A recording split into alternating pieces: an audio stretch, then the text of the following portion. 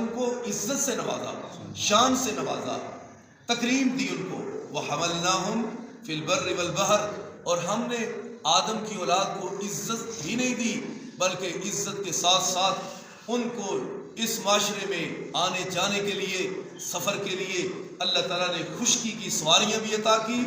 اور سمندر میں سفر کرنے والی سواریاں بھی عطا کی. یعنی خشکی کے اندر چلنے والے، پہلے پرانے دور کے اندر بیل گاڑی اور اس کے علاوہ گدھا ہو گیا، اس کے علاوہ خچر ہو گیا اور گھوڑا ہو گیا، اس کے علاوہ کئی ایک اور دوسری سواریاں، اور جدید دور کے اندر کار، سائیکل، موٹر سائیکل، ہوائی جہاز اور گاڑیاں اور ریل اور دیگر سواریاں اللہ تعالیٰ نے انسان تیری خدمت کے لیے اللہ نے تجھ کو عطا کی. اللہ تعالیٰ نے فرمایا یہ ہے اولاد آدم کی فضیلت، ان کی شان، یعنی کہ اللہ تعالیٰ نے ان کو ان ساری شانوں سے نوازا ہے. وَلَقَدْ كَرَّمْنَا بَنِي آدَمَ وَحَمَلْنَاهُمْ فِي الْبَرِّ وَالْبَحْرِ وَرَزَقْنَاهُمْ مِنَ الطَّيِّبَاتِ. سواریوں کے ساتھ ساتھ اللہ تعالیٰ نے ان کو پاکیزہ رزق بھی عطا کیا. وَفَضَّلْنَاهُمْ عَلَى كَثِيرٍ، ایسے ایسے ٹیسٹ دار کھانے ہیں، ایسے ایسے لذیذہ کھانے ہیں کہ کبھی کبھی تو ایسا ہوتا ہے کہ ایسا عام بندہ اس نے شاید وہ کھانا اپنے گھر میں بھی کبھی نہ بنایا ہو، لیکن ایسا موقع اللہ لے کے آتا ہے اس غریب انسان کو بھی اللہ وہ کھلا دیتا ہے. کبھی ایسا موقع آتا ہے نا، تو اس لیے انسان بنی آدم کو اللہ نے بڑی عظمت سے نوازا. اگر آپ سواریوں کو ایک طرف رہنے دیں اور ان لذیذہ کھانوں کو ایک طرف رہنے دیں، اپنی صحت کا خیال رکھیں. اللہ نے جو کروڑوں سے اربوں سے زیادہ قیمتی آپ کو صحت عطا فرمائی ہے وہ اس سے بھی زیادہ قیمتی ہے. اور ان سے پوچھو، ان امیر آدمی سے پوچھو، ان جگیرداروں سے پوچھو، کھانے تو ہیں لیکن کھانا ہے تو وہ سارے کا سارا جسم قبول ہی نہیں کرتا. معدہ ہی نہیں اس قابل، جگر ہی نہیں اس قابل، اور کھانے کے لیے نہ تو حلق کام کرتا ہے نہ منہ کام کرتا ہے، اور کوئی مفلوج زدہ ہے، کسی کا جگر کام نہیں کرتا، کسی کے گردے کام نہیں کرتے، پیسہ بہت زیادہ ہے لیکن کھا نہیں سکتا. یہ کس اللہ کی نعمت کا آپ شکریہ ادا کریں گے؟ اللہ تعالیٰ نے کے انعام و اکرام بہت زیادہ ہیں. رب تعالیٰ نے فرمایا میں نے آدم کی اولاد کو سواریاں، خشکی کی، پھر جناب سمندر کی، پھر رزق پاکیزہ. وَفَضَّلْنَاهُمْ عَلَى كَثِيرٍ مِّمَّنْ خَلَقْنَا تَفْضِيلًا. اور جتنی اس کی مخلوقات ہیں اس میں سے اللہ تعالیٰ نے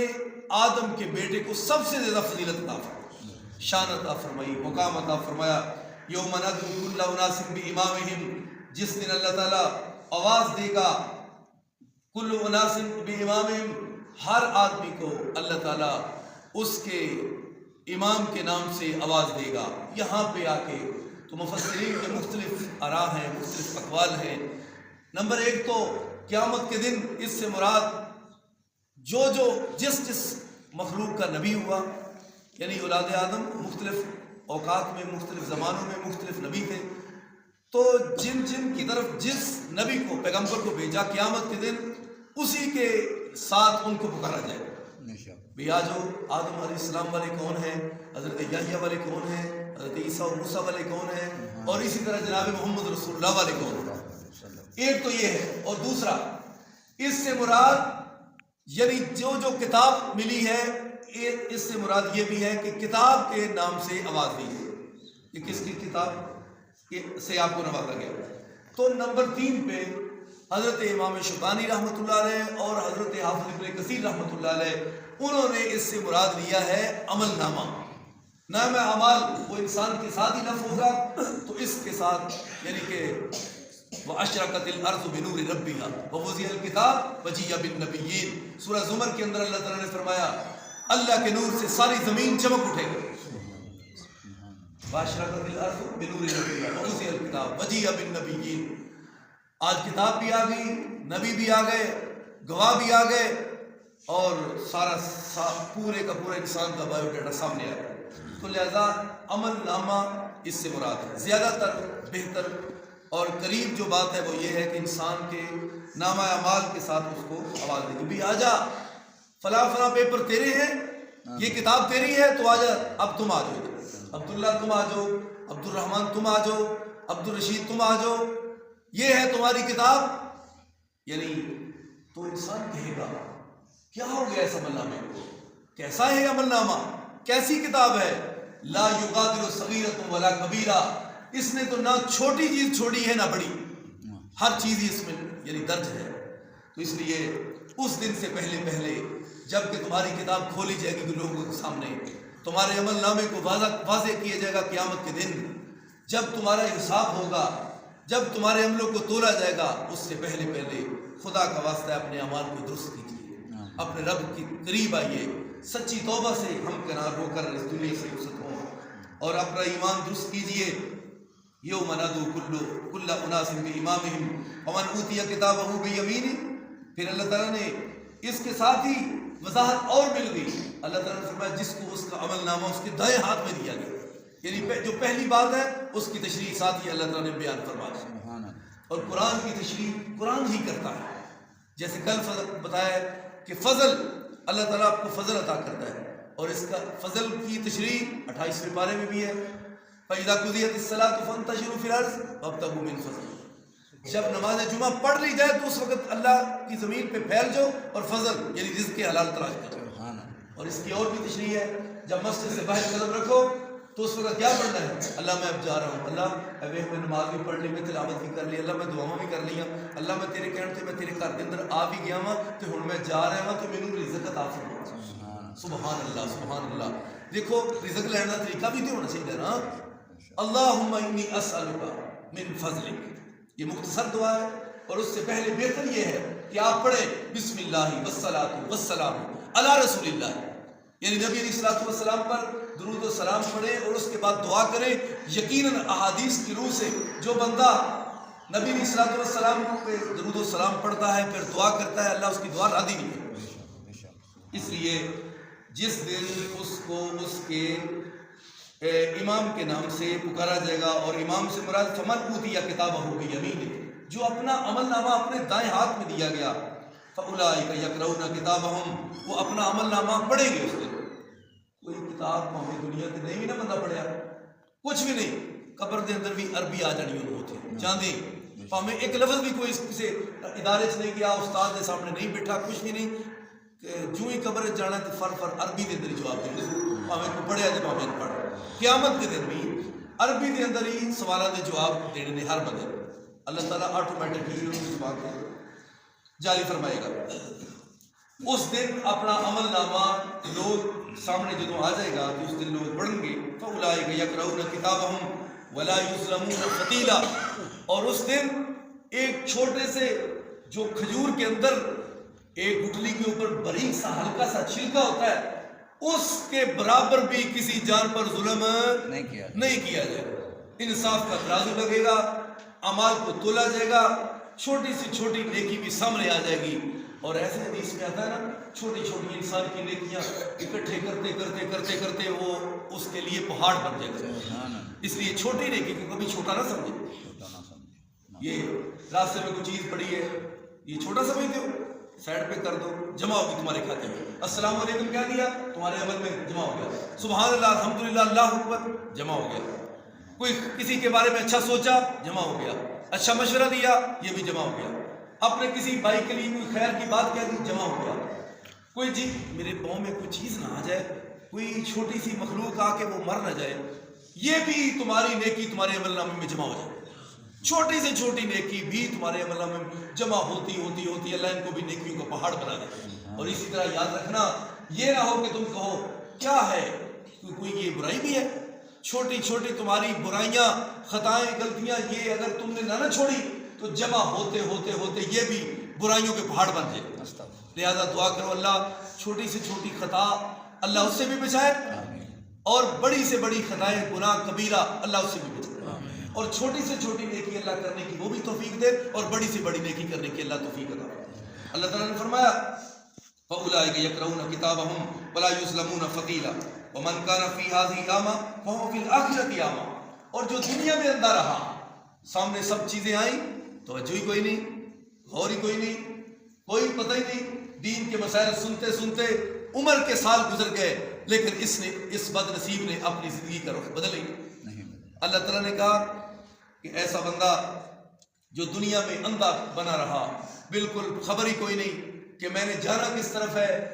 کون سا میرا رخ ہے، کبھی ہاتھ بن کے اہدنا الصراط المستقیم پڑھے ہی نہیں، کبھی قرآن کو کھولے ہی نہیں، کبھی ذکر الہی کی طرف آئے ہی نہیں، اور کبھی نماز کا پتہ ہی نہیں، سال ہا سال گزر گئے، اس بندے کو وضو کا طریقہ ہی نہیں آتا، نماز کا ہی نہیں پتا۔ اور کتنے دکھ کی بات ہے، آج کے یونیورسٹی میں پڑھنے والے، سکولوں میں جانے والے، اور میں جانتا ہوں ایسے ایسے 10 سال ہو گئے سکول جاتے ہوئے، فیسیں دیتے ہوئے، پوچھو بھائی ٹھہر جو بیٹا مجھے خلفائے راشدین کے نام تو بتاؤ، لیکن افسوس سے کہنا پڑتا ہے، وہ کہتا ہے اس خلفائے راشدین کس کو کہتے ہیں مجھے تو یہ نہیں پتا، خلفائے راشدین کے نام ترتیب سے نہیں آتے۔ بیٹا ارکان اسلام کیا ہے بتا دو، وہ نہیں پتا، زکوٰۃ کا نصاب کیا ہے وہ نہیں پتا، تو افسوس نہیں تو پھر اور کیا ہے۔ یہ ہے دنیا کا سب کچھ سیکھا، نہیں سیکھا تو اللہ کا دین نہیں سیکھا، جب قبر میں جائے گا تو ادھر بھی فیل،